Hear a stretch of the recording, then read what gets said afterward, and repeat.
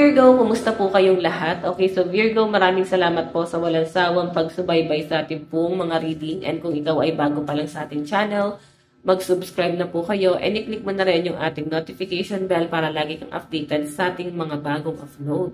Okay, so yan Virgo, ang reading pala natin ngayon is gabay kapalaran sa inyo ngayong Burr months, September, October, November, December. Okay? Tignan natin ganap sa inyo ngayong September. Virgo, Sun, Moon, Rising, and Venus sign. Virgo, Sun, Moon, Rising, and Venus sign. Virgo, Sun, Moon, Rising, and Venus sign. Ngayong September, ano ba ang gabay kapalaran sa inyo? Virgo. So, meron tayong hesitation. So, I think may mga nangyari talaga ngayong September na parang nahirapan kang magdesisyon. Okay? Sa lahat ng aspeto, guys, no? Sa love life, sa friendship, sa trabaho. Pwede rin Virgo na pwede rin naman, guys, na sa pakikitungo mo, pakikisama mo, nahirapan ka siguro, guys, makisama. Okay? Yung malinaw na pinapakita sa akin. And siguro may nangyari kasing issue na parang na-judge mo yung taong yon. Ngayon parang nagbabago yung paningin mo na parang, ay, okay naman pala siya. Oh, maayos naman pala siya. Ganun yung nasa-sense ko rito, guys, no? And maaari din naman, guys, pwede sa trabaho to, maaari Virgo na naging ano ka, hindi kampante. So, parang may mga hesitation ka, like, hindi mo na talaga kaya, like, gusto mo nang sukuan ba? Kasi may mga issue sa trabaho. Ang dahil mong wino-worry din pagdating sa financial mo. So, undecided ang mga Virgo kung ano kung hihingi ka ba ng tulong or hindi na. Kasi mas malinaw na pinapakita sa akin, Virgo. Mas gusto mong sarilinin yung problema, no? Okay? Tignan pa natin ngayong October. Ngayong October po sa mga Virgo.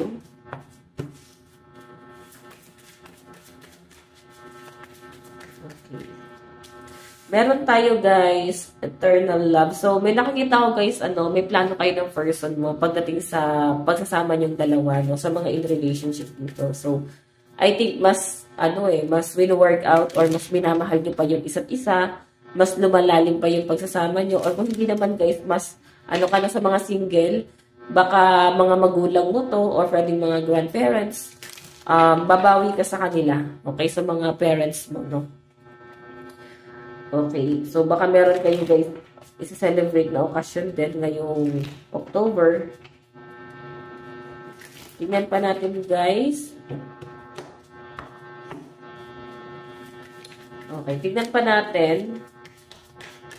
Ngayong November, meron tayong commitment. Ayan, sa mga single, guys, I think ayaw nyo, guys, na mag-entertain. What I mean, ayaw nyo, guys, na mag-entertain kasi ayaw nyo, guys, makomit, no? Sanay kayo, guys, na nag-iisa. Okay? Maaari kasi, guys, na naguguluhan ka kasi sila mismo yung lumalapit sa inyo. Sila mismo yung parang nangungulit sa inyo. Okay? Tapos ikaw parang hindi mo naman, guys, alam kung paano iiwasan. So, parang na-attach ka na rin. Yun yung nasa-sense ko dito. Okay? So, may nasa-sense din ako dito, guys. Pwedeng sa mga in relationship naman, guys, naguguluhan yung pakiramdam mo kasi meron ka sigurong nakikita na ibang tao, no? So, ayaw mong ma-attach dun sa taong yun kasi alam mong in relationship ka. Kaya siguro nagkakaroon ka rin ng hesitation dito. Kasi parang conflict So, I think magkakaroon ka, guys, ng problema pagdating sa love life mo. Okay? Ikaw mismo yung ma-attach talaga sa iba sa mga in relationship dito, guys. And parang pipigilan mo yon. Okay, tingnan naman natin, guys, ngayong December. Ngayong December. Okay, savings. Nakikita ko, guys, ayan, baka may pera na paparating sa inyo. And, ayan, kailangan, guys, magkaroon ka ng control and iwasan din, guys, yung bisyo, no, kung may mga nagbibisyo rito, like sugal. Kasi pwedeng ika-disappoint mo to, yun, no. Meron ka nang na-save na malaki. So, kung sumasali ka man, guys, sa sugal at nakakita mo, maganda na yung napapanalunan mo, mas maganda siguro, guys, na magkaroon ka ng limit sa sarili mo, like tumigil na. Okay, pag maganda na yung kinita, tigilan na, wag na guys masyadong abusuhin kaysa pagsisihan mo, tignan mo yung energy mo. Okay? Or pwede rin naman guys na, ano ba to, tinatry mo mag-save para sa family mo, kasi meron kang pag-iipunan, then siguro may mga bagay talaga sa paligid nyo na nahihirapan kayo guys na kontrolin. Mag-control. Okay? Like, ang daming juice. Okay? Bills. Ayan. Kumbaga, family mo, titipirin mo para lang hindi kayo masira sa ibang tao. Yun yung nasasagap ko sa inyo, guys. Okay? Kasi parang ikaw at yung family mo, kaya nyo naman, guys, mag-adjust.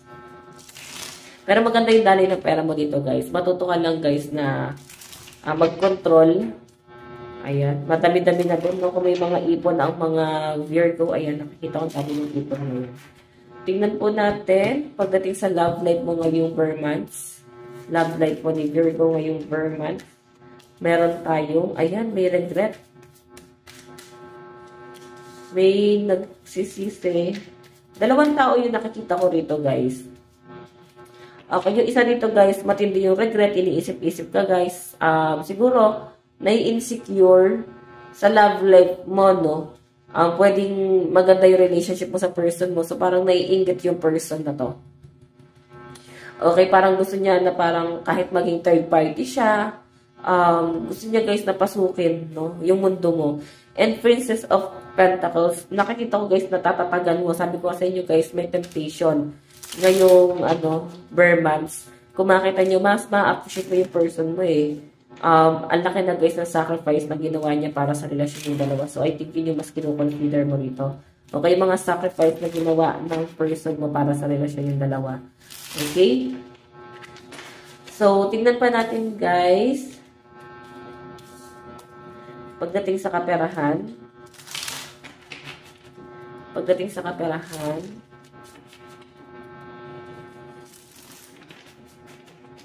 Pagdating sa kaperahan.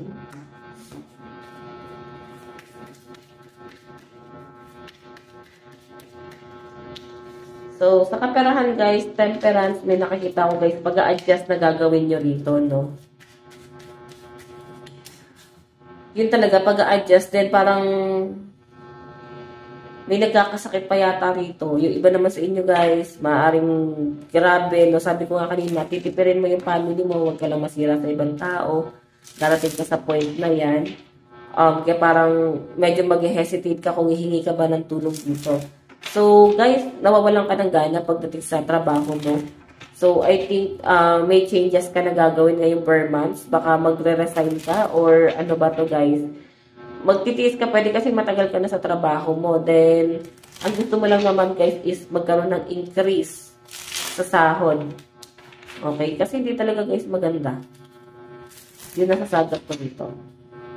Sa daloy ng pera mo, no? So, magkocontrol ka talaga ngayong per months. Tignan po natin ngayon sa trabaho mo naman guys. Sa trabaho mo. Okay. Pagdating sa trabaho mo. So, meron tayong morning. Ayan, may mga napupuyat guys, no? I think may mga kayo guys. Parang may nag-o-offer sa inyo. So, parang side hustle to guys. Meron kang ibang source of income. Okay, may mag-o-offer sa inyo ngayong months and nasa inyo na lang talaga guys kung ipo-pursue mo daw to. Kasi tignan mo naman yung 8 of Pentacles. So. Kung sinisisid mo yan, ibig sabihin nag-e-effort ka kasi naka-reverse eh. So, ayaw mo mag-effort doon. Kontento ka sa kung anong meron ka. So, alam nyo guys, yung energy nyo, wala kang gagawing improvement talaga ngayong months. So, siguro dala na rin ang emosyon mo or dala na rin guys ng matinding stress. So, parang gusto nyo muna guys na i-heal muna yung sarili nyo. I think may mga pinagdadaanan kayo. Virgo. Okay? Yun yung mas pinatutuunan mo ng pansin ngayon. Okay? So, Virgo, ito lang po ang inyong reading. Bukas po that. God bless and love you. Bye-bye.